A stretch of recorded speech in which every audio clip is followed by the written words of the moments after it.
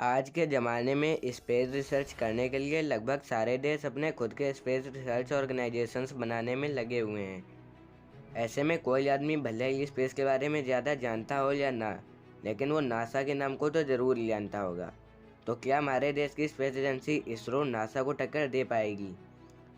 आज के इस वीडियो में हम यही जानने की कोशिश करेंगे कि किन किन मायनों में नासा इसरो से आगे है और किन किन मायनों में इसरो नासा से आगे है, और क्या इन दोनों ऑर्गेनाइजेशंस के बीच में कोई कंपटीशन चल रहा है। तो बिना समय गवाए वीडियो को शुरू करते हैं।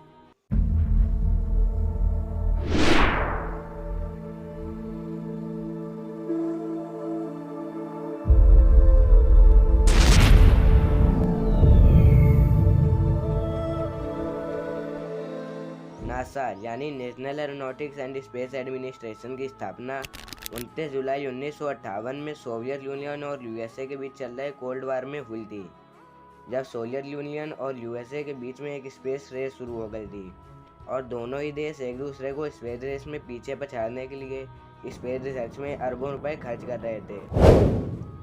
वैसे कई लोगों का मानना है कि नासा की शुरुआत शांतिपूर्वक स्पेस रिसर्चेस को करने के लिए हुई थी, लेकिन सच्चाई तो यही है कि नासा की स्थापना कोल्ड वार के दौरान सोवियत यूनियन को हराने के लिए हुई थी। नासा के स्टैब्लिश होने के बाद 74 दिनों में ही नासा ने अपना पहला सैटेलाइट पायोनियर 1 को लॉन्च कर दिया था, जो कि एक बहुत ही बड़ी बात है। अब यह में से कई लोग बोल रहे होंगे कि नासा की पहली सैटेलाइट पायोनियर 1 नहीं बल्कि एक्सप्लोरर 1 थी, लेकिन यह बात सरासर गलत है, क्योंकि एक्सप्लोरर 1 तो तभी लॉन्च हो चुका था जब नासा की जो स्थापना तक नहीं हुई थी। हालांकि एक्सप्लोरर 1 यूएसए की पहली सैटेलाइट थी, जो कि यूएसए की जेट प्रोपल्सन लेबोरेटरी में बनाई गई थी, न कि नासा के द्वारा। इस्टेब्लिशमेंट के बाद नासा स्पेस की फील्ड में लगातार आगे बढ़ता चला गया और कई सारे रिकॉर्ड्स अपने नाम करता गया, जैसा कि 20 जुलाई 1969 में अपोलो 11 मिशन को सक्सेसफुली परफॉर्म करने के बाद नासा दुनिया का पहला देश बन गया जिसने किसी भी इंसान को चांद पर भेजा हो। बात करें करंट स्टेटस की, तो नासा इस वक्त की टॉप स्पेस एजेंसीज में नंबर 1 पर आती है और करंटली नासा का annual budget 25.4 billion US dollar है, जो कि लगभग 21 खरब रुपए के बराबर है। वहीं बात करें इसरो यानी इंडियन स्पेस रिसर्च ऑर्गेनाइजेशन की, तो इसकी शुरुआत 15 अगस्त 1969 को हुई थी। इसका आइडिया विक्रम साराभाई ने दिया था। फैक्ट की बात तो ये है कि इसरो का नाम शुरुआत से ही यही नहीं था, बल्कि शुरुआत में इसरो का नाम इंकोस्पार यानी Indian national committee for space research हुआ करता था। बताया जाता है कि इसरो का बजट उस वक्त इतना कम हुआ करता था कि आपको कई सारी इमेजेस में लोग सैटेलाइट के पार्ट्स को साइकिल में लोड करके ले जाते हुए दिखेंगे। इसरो की स्थापना किसी भी देश को कम्पीट करने के लिए नहीं हुई थी। इसका मेन मोटिव किसी भी देश को स्पेस रेस में पछाड़ना नहीं, बल्कि इंडिया में स्पेस टेक्नोलॉजी को विकसित करना था। इसीलिए इसरो पर बहुत ज़्यादा खर्च नहीं किया जाता था। और करंट स्टेटस की बात करें तो इसरो वर्ल्ड की टॉप स्पेस एजेंसीज की लिस्ट में नासा, रॉसकॉस्मोस, सीएनसीए और एसा के बाद 5वीं रैंक पर आता है।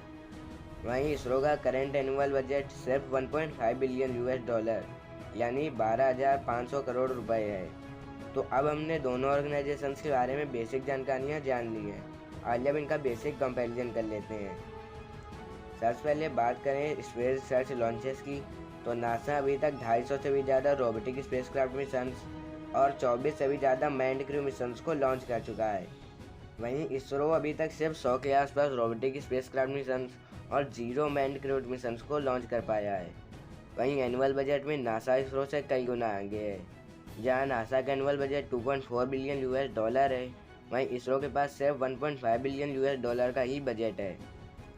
जहां इसरो अभी तक एक भी इंसान को खुद के दम पर स्पेस तक नहीं ले जा पाया है, वहीं नासा कई सारे इंसानों को तो मून तक भेजने की कामयाबी को हासिल कर चुका है। तो क्या इसरो सभी मायनों में नासा से पीछे है? जी नहीं। एक्यूरेसी के मामले में इसरो का स्पेस रिसर्च ऑर्गेनाइजेशंस में अलग ही बवाल है, जो कि लगभग 95% सक्सेस रेट के साथ अपना एक अलग ही स्थान बनाए हुए है। एक और चीज़ जिसमें इसरो नासा से आगे है वो है मिशन की कॉस्ट रिडक्शन। इसरो शुरुआत से ही अपने बड़े बड़े मिशंस को बेहद ही कम खर्च में कर पाने में सक्षम रहा है, जिसका अंदाज़ा आप ऐसे ही लगा सकते हैं कि इसरो के मिशन मंगलयान का खर्च मार्स मिशन से ही रिलेटेड एक मूवी से भी कम आया था।